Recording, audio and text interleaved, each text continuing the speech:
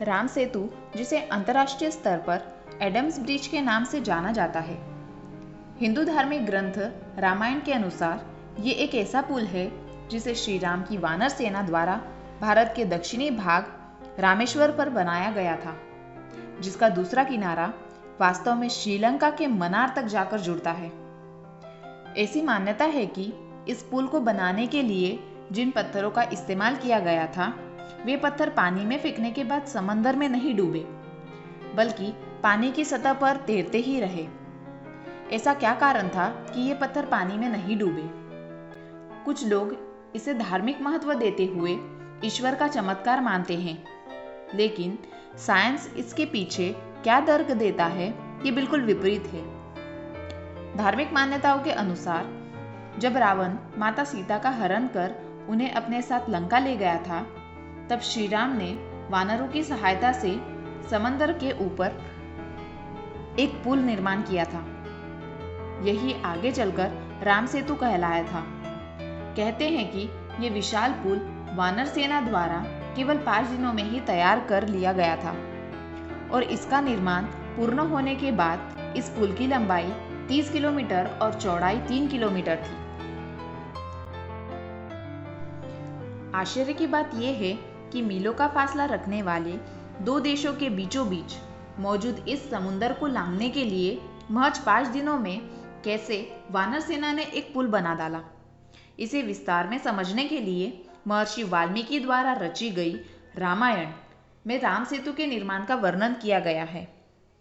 रामायण ग्रंथ के अनुसार जब रावण माता सीता का हरण कर उन्हें लंका ले गया था, जो मीलों दूर एक बड़े समंदर को पार कर दूसरे छोर पर स्थित थी, तब श्री राम ने फैसला किया कि वे स्वयं अपनी सेना के साथ लंका जाकर ही माता सीता को रावण की कैद से छुड़ाएंगे। लेकिन ये सब कैसे होगा, ये एक बड़ा सवाल था, क्योंकि निश्चय तो था, लेकिन रास्ते में था एक विशाल समंदर जिसे पार करने का कोई जरिया हासिल नहीं हो रहा था। अपनी मुश्किल का हल निकालने के लिए श्री राम द्वारा समंदर देवता की पूजा आरंभ की गई, लेकिन जब कई दिनों के बाद भी समंदर देवता प्रकट नहीं हुए, तब क्रोध में आकर श्री राम ने समुद्र को सुखा देने का उद्देश्य से अपना धनुष बाण उठा लिया। उनके इस कदम से समंदर के प्राण सूखने लगे। तभी भयभीत होकर समंदर देवता प्रकट हुए और बोले, श्री राम, आप अपनी वानर सेना की मदद से मेरे ऊपर पत्थरों का एक पुल बनाएं। मैं इन सभी पत्थरों का वजन संभालूंगा। आपकी सेना में नल एवं नील नामक 2 वानर है जो सर्वश्रेष्ठ है। नल, जो कि भगवान विश्वकर्मा के पुत्र है, उन्हें अपने पिता द्वारा वरदान हासिल है। उनकी सहायता से आप एक कठोर पुल का निर्माण कराएं।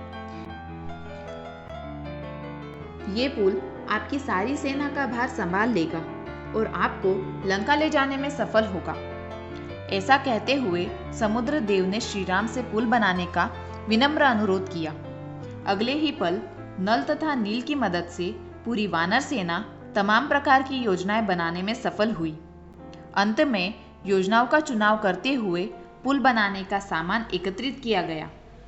पूरी वानर सेना आसपास से पत्थर, पेड़ की तने, मोटी शाखाएं एवं बड़े पत्ते तथा सूखे पेड़ लाने में सफल हुई। अब हम बात करेंगे आखिर क्यों राम सेतु पुल के पत्थर समंदर में डूब रहे हैं। विज्ञान का मानना है कि राम सेतु पुल को बनाने के लिए जिन पत्थरों का इस्तेमाल हुआ था, वे कुछ खास प्रकार के पत्थर हैं, जिन्हें प्यूमाइट स्टोन कहा जाता है। प्यूमाइट स्टोन क्या होते हैं? ज्वालामुखी से निकलने वाले लावा जब ठंडा होकर जम जाता है, तब इस तरह के प्यूमाइट्स पत्थरों का निर्माण होता है। तेज तापमान और उच्च दाब की वजह से ज्वालामुखी से काफी तेजी से लावा निकलता है। इसका तापमान लगभग 1500 डिग्री सेल्सियस होता है। इतना गर्म लावा जब हवा या समंदर के पानी से मिलता है तो कोल्ड शॉक की स्थिति बनती है। इसी स्थिति में गर्म लावा के अंदर हवा भर जाती है और तुरंत ही ये ठंडी हो जाती है।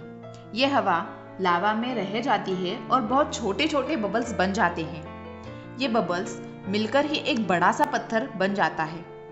अंदर हवा भरी होने की वजह से इन पत्थरों का वेट बहुत कम होता है। यही कारण है कि ये पत्थर पानी में जल्दी डूबता नहीं है, क्योंकि हवा इसे ऊपर ही रखती है।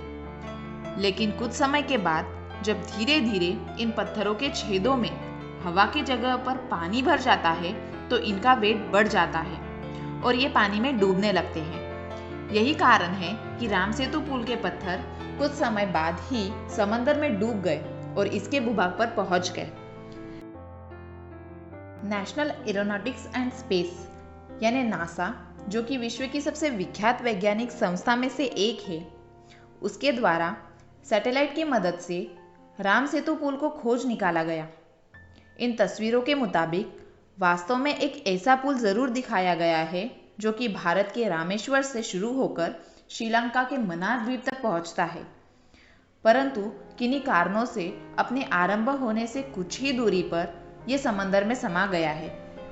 रामेश्वर में कुछ समय पहले लोगों को समंदर के तट पर कुछ वैसे ही पत्थर मिले जिन्हें प्यूमाई स्टोन कहा जाता है।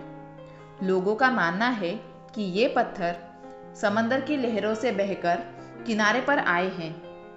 बाद में लोगों के बीच ये मान्यता फैल गई कि हो ना हो ये वही पत्थर है जिन्हें श्री राम की वानर सेना द्वारा राम सेतु पुल बनाने के लिए इस्तेमाल किया गया होगा। लेकिन साइंटिस्ट द्वारा किए गए एक और शोध ने प्यूमाई स्टोन के सिद्धांत को भी गलत साबित किया है। कुछ वैज्ञानिकों का मानना है कि ये सच है कि प्यूमाई स्टोन पानी में नहीं डूबते और पानी के ऊपर ही तैरते हैं और ये ज्वालामुखी के लावा से बनते हैं। लेकिन उनका ये भी मानना है कि रामेश्वर में दूर दूर तक सदियों से कोई भी ज्वालामुखी नहीं देखा गया है। अगर आपको हमारा वीडियो पसंद आया हो तो वीडियो को लाइक एंड शेयर ज़रूर करें और ऐसे ही इंटरेस्टिंग वीडियो देखने के लिए चैनल को सब्सक्राइब करें।